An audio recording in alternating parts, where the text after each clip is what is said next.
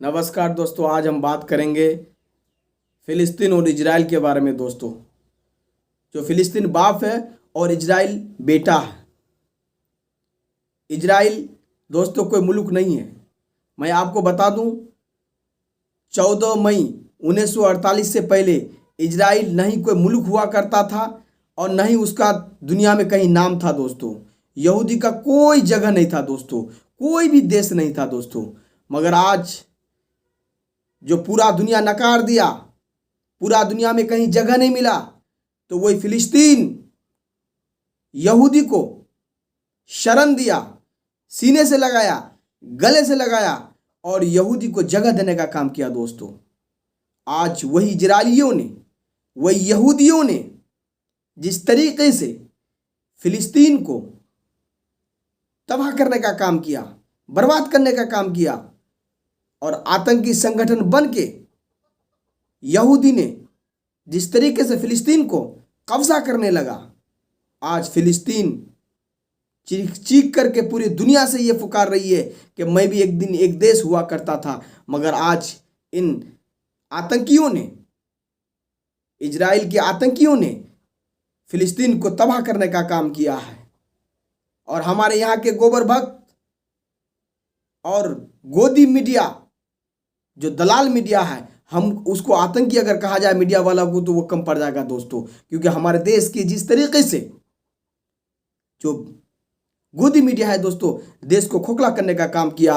और हम ये हमारे देश के 140 करोड़ देशवासियों से ये कहना चाहता हूं कि इन गोदी मीडिया के खिलाफ आवाज उठाओ और इनका न्यूज़ को मत देखो, इनका न्यूज़ का बहिष्कार करो। क्योंकि आज हमारे देश को अगर तबाह करके रखा है तो ये गोदी मीडिया और अनभक्त की वजह से हमारा देश तबाह है। दोस्तों, ये लोग अपने आप को साबित करते हैं कि हम देशभक्त हैं, मगर नहीं, ये गोबर भक्त है, देशभक्त नहीं है। दोस्तों, इसलिए मैं आप लोगों से कहता हूं कि इजराइल का जो सीना पीटने वाला हमारे देश में गोबर भक्त घूम रहा है, अभी इजराइल के बारे में मालूम नहीं है। दोस्तों, इसलिए कह रहा हूं हमारे देश के प्रधानमंत्री से कि इन गोबर भक्तों को इजराइल भेज देना चाहिए और फिलिस्तीनी से लड़ने के लिए जब गान में बंबू करेगा, दोस्तों, तब समझ में आएगा कि फिलिस्तीन क्या है और इजराइल क्या है। दोस्तों, मुझे यह समझ में नहीं आता है कि आज जिस तरीके से इजराइल आतंकी फैला करके फिलिस्तीन को तबाह करने का काम किया है, हम तो ये चीज कहेंगे कि आजिज बिल्ली कुत्ता पर हमला। आज जिस तरीके से फिलिस्तीनियों ने 40 सालों तक घायल होते आ रहा है और उसके मार को सह रहा है, न जाने कितने की जाने गई, कितना के जान लिया इन आतंकी इजराइलियों ने, मगर आज तक हमारे देश के गोदी मीडिया दिखाने का काम नहीं किया। दोस्तों, और आज फिलिस्तीनियों के तरफ से जब ऑपरेशन चालू हुआ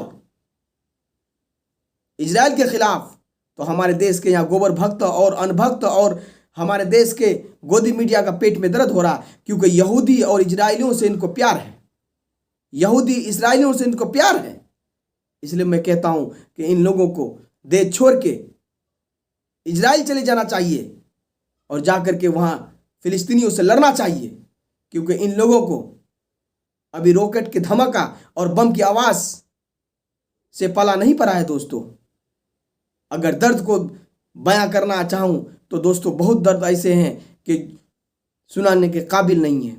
इसलिए मैं आप लोगों से कहता हूं कि हमारे देश के इन गद्दार मीडिया से बचने का काम करे, इन गोबर भक्त से बचने का काम किए, क्योंकि ये देशभक्त नहीं है। दोस्तों, ये गोबर भक्त है। और हमें फिलिस्तीन और इजराइल से क्या लेना है? हमारा देश तबाह हो रहा है, हमारा देश गरीबों से जूझ रहा है, हमारा देश दोस्तों बेरोजगारी से तड़प रहा है, मगर इस देश के बारे में कोई बोलने के लिए राजी नहीं है। क्योंकि अभी हमारे देश के गोदी मीडिया और गोबर भक्त व्यस्त है फिलिस्तीन में, व्यस्त है इजराइल में, और अपना घर में क्या हो रहा है, अपना देश में क्या हो रहा है। आज दोस्तों मैं एक बात पूछना चाहता हूं, मणिपुर क्यों इजराइल में था या भारत में था? अगर मणिपुर इजराइल में नहीं था, भारत में था, तो हमारे देश के प्रधानमंत्री क्यों नहीं गए मणिपुर? क्यों नहीं हमारे देश की गोदी मीडिया आज तक दिखाई सच्ची खबर मणिपुर के बारे में? तो यही तबाह करने का काम किया है दोस्तों हमारा देश को गोदी मीडियाओं ने। इसलिए मैं आप लोगों से कहता हूं, इन गोदी मीडिया का बहिष्कार करें। इन गोदी मीडिया से कोई काम होने वाला नहीं है।